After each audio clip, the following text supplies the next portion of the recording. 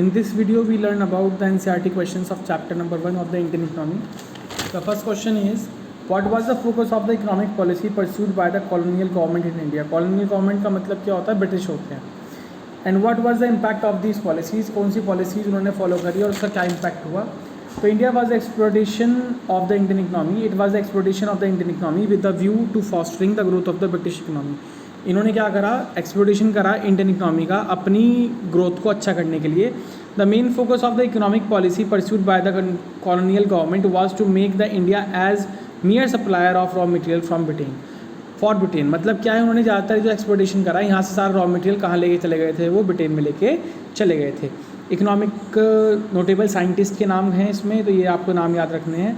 Next है इसमें name some mention modern industries which were to be operated in India at time of independence. Independence के time में कौन कौन सी industries थी, उनके नाम हैं. कैसे cotton textile industries, jute textile industries, iron and copper industry TISCO, and sugar industries, chemical and paper industries and cement industries जो इंडिया के अंदर उस टाइम पे थी. नेक्स्ट आता है, what was the two fold motive behind the system of de industrialisation affected by the British in the pre independent India. क्या करा था, क्या मोटिव था उनका? उनका सबसे ज़्यादा मोटिव तो यहाँ का रॉ मटेरियल को एक्सप्लॉइट करना था और यहाँ पे अपनी मार्केट को और अपने आप को यहाँ पे अच्छी तरह सेटअप करना था.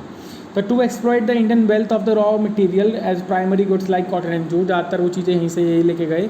To create India as a potential market for the industrial products of Britain. जो चीज़ें ब्रिटेन में बनाई जा रही है वो कहाँ बेचने के लिए काम करा उन्होंने? इंडिया के अंदर.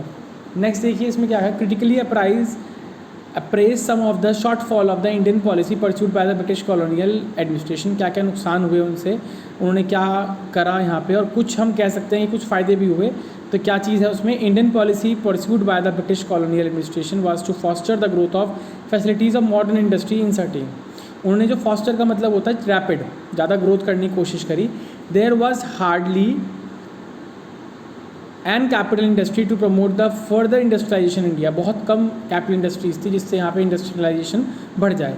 Decline of handicraft industry result in massive unemployment, और इसकी वजह से क्या होना शुरू हो गया था? मैसिव अनएम्प्लॉयमेंट होना शुरू हो गया था. बाकी ये छोटे क्वेश्चन से आप कर सकते हैं. Which are regarded as a defining year to mark the demographic transaction from the first year to second division state 1921. Demographic condition के अकॉर्डिंग है. डेमोग्राफिक कंडीशन क्या?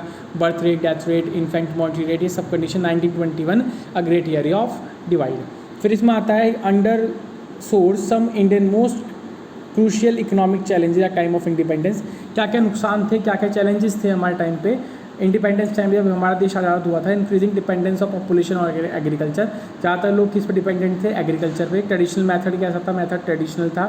इन एडिक्वेट इंडस्ट्रियलाइजेशन बिल्कुल भी नहीं थी.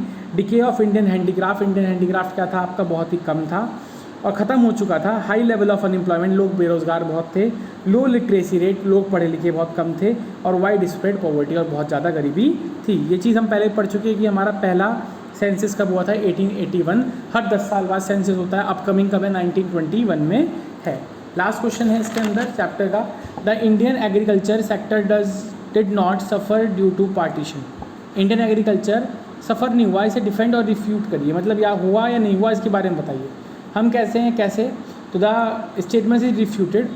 Indian agriculture production received a back to the country's partition at time of independence. बहुत ज़्यादा पीछे चला गया था. A sizeable portion of the undivided country's highly integrated and fertile land went to Pakistan. ज़्यादातर चीज़ें कहाँ पहुँच चुकी थी? पाकिस्तान में पहुँच चुकी थी. और मैंने पहले ही बताया था सबसे ज़्यादा कौन सी क्रॉप अफेक्टेड हुई थी? आपकी जूट. तो almost the whole jute production areas become a part of the eastern Pakistan, now Bangladesh.